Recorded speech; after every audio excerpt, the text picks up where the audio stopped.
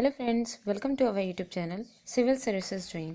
तो फ्रेंड्स, आज की इस वीडियो में हम लोग यूपी पीसीएस 2021 की टेस्ट सीरीज़ में टेस्ट 11 सॉल्व करेंगे और इसमें हम लोग पॉलिटी के कुछ इंपॉर्टेंट क्वेश्चंस हैं उन्हें देखेंगे। तो आइए स्टार्ट करते हैं। क्वेश्चन नंबर 1 में है, सूची 1 को सूची 2 से सुमेलित कीजिए तथा कूट की सहायता से उत्तर दीजिए। सूची 1 में समितियाँ दी गई हैं और सूची 2 में उनके अध्यक्ष हैं। तो पहले समितियाँ देख लेते हैं कौन सी हैं। प्रांतीय संविधान समिति, राष्ट्र ध्वज संबंधी तदर्थ समिति, मौलिक अधिकार उप समिति, अल्पसंख्यक उप समिति। सूची 2 में उसके अध्यक्ष दिए गए H.C. Mukherjee, J.B. Kripalani, doctor Rajendra Prasad और सरदार वल्लभ भाई पटेल। तो कूट की सहायता से हमें इसका आंसर देना है। तो क्वेश्चन 1 का जो करेक्ट आंसर है वो है ऑप्शन ए 4, 3, 2, 1। एक बार मैच करके देख लेते हैं। देखिए, जो प्रांतीय संविधान समिति के जो अध्यक्ष हैं वो हैं सरदार वल्लभ भाई पटेल और राष्ट्र ध्वज संबंधी तदर्थ समिति के जो अध्यक्ष हैं वो हैं डॉक्टर राजेंद्र प्रसाद। मौलिक अधिकार उप समिति के अध्यक्ष जो हैं वो हैं J.B. कृपलानी और लास्ट में है अल्पसंख्यक उप समिति के अध्यक्ष H.C. मुखर्जी हैं। तो क्वेश्चन 1 का करेक्ट आंसर हुआ ऑप्शन ए 4, 3, 2, 1। नेक्स्ट क्वेश्चन है क्वेश्चन नंबर 2। क्वेश्चन 2 में है, इनमें से कौन कार्यवाहक राष्ट्रपति के रूप में नहीं रहे हैं। ऑप्शंस हैं V.V. गिरी, B.D. जत्ती, R. वेंकट रमण और मोहम्मद हिदायतुल्लाह। तो क्वेश्चन 2 का जो करेक्ट आंसर है वो है ऑप्शन सी R. वेंकट रमण। कार्यवाहक राष्ट्रपति का यहाँ पे मतलब ये हुआ कि जो राष्ट्रपति के पद से हटने के बाद, जैसे अगर राष्ट्रपति की अकस्मात या मतलब उनकी डेथ हो जाती है, उसके बाद जो पद खाली रहता है तो उसको खाली ना रखा जाए, तो उनकी जगह जिनको रखा जाता है तो उनको वो कार्यवाहक राष्ट्रपति जितने भी दिन के लिए वो रहेंगे कार्यवाहक राष्ट्रपति के रूप में रहेंगे। तो यहाँ पे R. वेंकट रमण जो हैं, इनको छोड़ करके बाकी जितने भी तीनों हैं वो कार्यवाहक राष्ट्रपति के रूप में, इनकी टाइमिंग अभी हम लोग देखेंगे। R. वेंकट रमण जो हैं ये परमानेंट राष्ट्रपति रहे हैं, यानी इनका जो पूरा 5 साल का कार्यकाल होता है राष्ट्रपति का वो इन्होंने पूरा किया है। इनकी जो टाइमिंग रही है R. वेंकट रमण की वो रही है 25 जुलाई 1987 से 25 जुलाई 1992 तक के, ये इनकी टाइमिंग रही है। ठीक है, R. वेंकट रमण की। बाकी जो है उनकी भी देख लेते हैं। जो V.V. गिरी हैं, V.V. गिरी ये रहे हैं 3 मई 1969 से 20 जुलाई 1969 तक रहे हैं V.V. गिरी। ठीक है, उसके बाद है B.D. जत्ती। B.D. जत्ती जो हैं ये रहे हैं 11 फेब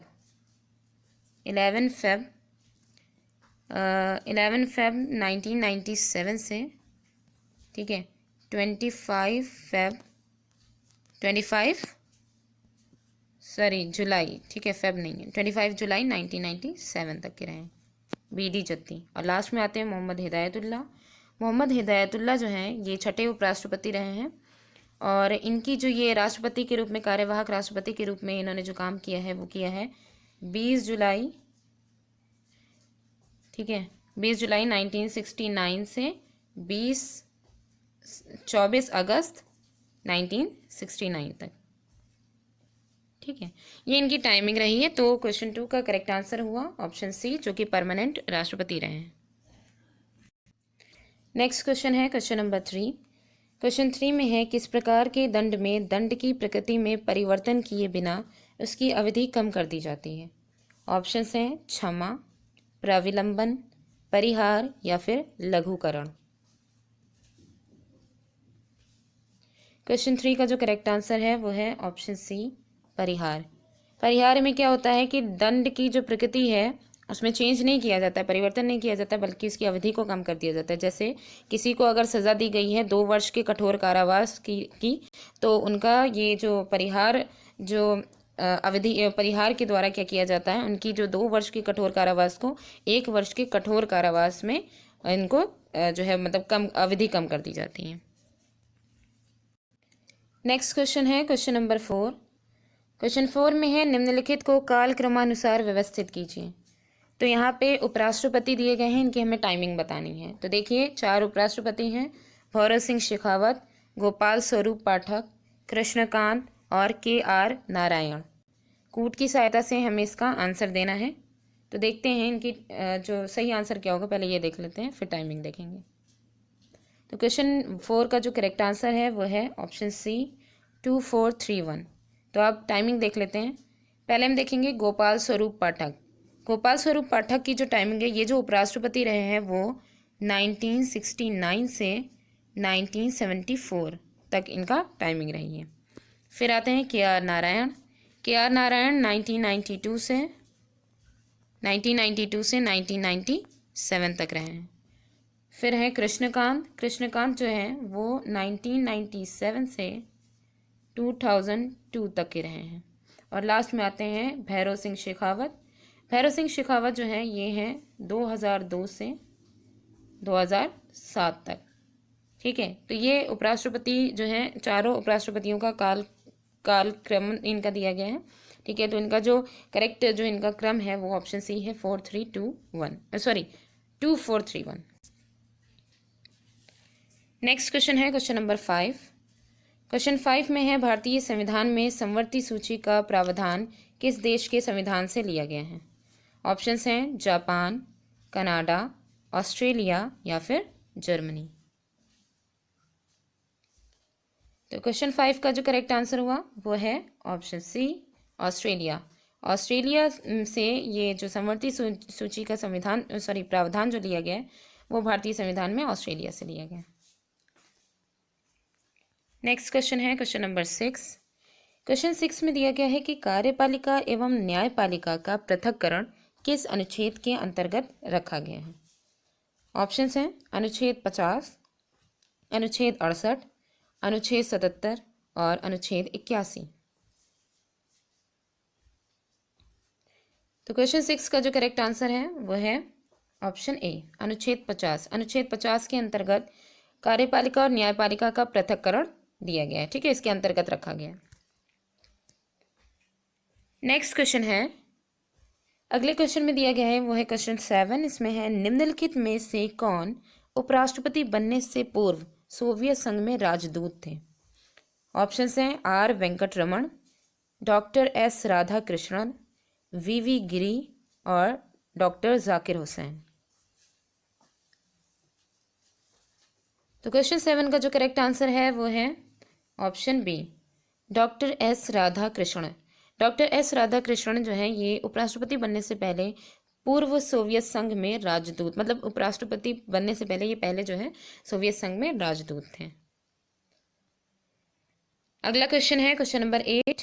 क्वेश्चन 8 में है भारत की आकस्मिकता निधि के बारे में संविधान के किस अनुच्छेद में बताया गया है।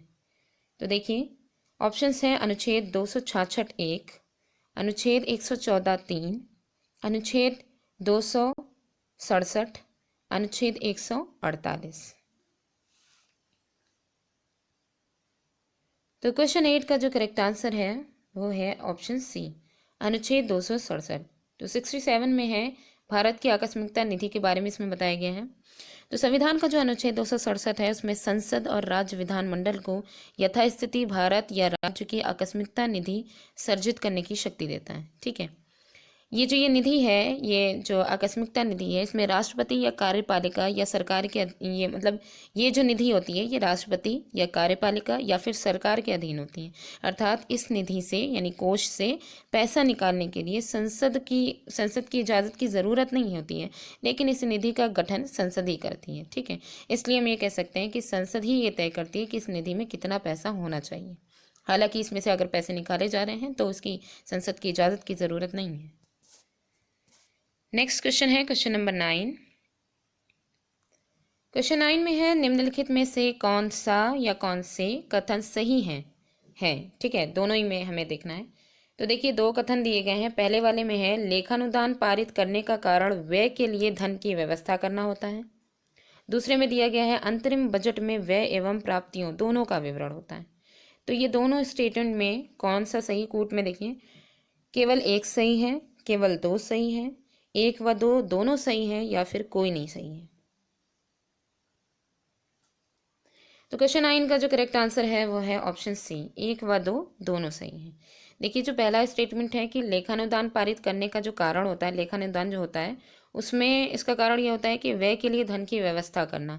मेनली लेखानुदान में होता ही यही है कि इसमें राजस्व खर्चे, जैसे कि किसी जो जो सरकारी अधिकारी होते हैं उनको वेतन देना या पेंशन देना, तो इन सब के लिए इन सब खर्चों के लिए जो राजस्व से पैसे निकाले जाते हैं, तो उनसे जो धन लिया जाता है वो लेखानुदान के अंतर्गत आ जाएगा। ठीक है। दूसरा है अंतरिम बजट में व्यय एवं प्राप्ति दोनों का विवरण होता है। यानी अंतरिम बजट जो होता है ये सामान्य बजट से इसलिए भी अलग होता है क्योंकि इसमें जैसे चुनावी वर्ष में की गई जो सरकार द्वारा जो भी काम किया जाता है, तो उस दौरान इसमें मतलब ये बताया गया है कि जो भी काम किया जाएगा, ठीक है, चुनाव के समय में या जो भी है, अंतरिम बजट के अंतर्गत इसमें जो व्यय होता है या जो भी प्राप्ति होती है, इन दोनों का ही इसमें विवरण दिया है कि कितना व्यय हुआ, कितना इसमें प्राप्त किया गया। तो जो सरकार होती है, ठीक है, चुनाव वर्ष में जो है सरकार होती है, वो गठन तक की अवधि के लिए पूरा जो विवरण है उसका जिक्र इसमें दिया जाता है, इसमें बताया जाता है अंतरिम बजट में। इसलिए दोनों ही स्टेटमेंट यहाँ पे सही है। लास्ट क्वेश्चन है क्वेश्चन नंबर 10। क्वेश्चन 10 में है संसद के विशेष बहुमत एवं राज्य विधानमंडलों की स्वीकृति से संशोधन में कौन सा विषय सम्मिलित नहीं है। तो इसमें देखिए ऑप्शंस में है संघ की कार्यपालिका शक्ति का विस्तार, 7वीं अनुसूची का कोई विषय, संसद में राज्यों का प्रतिनिधित्व या फिर नए राज्यों का निर्माण।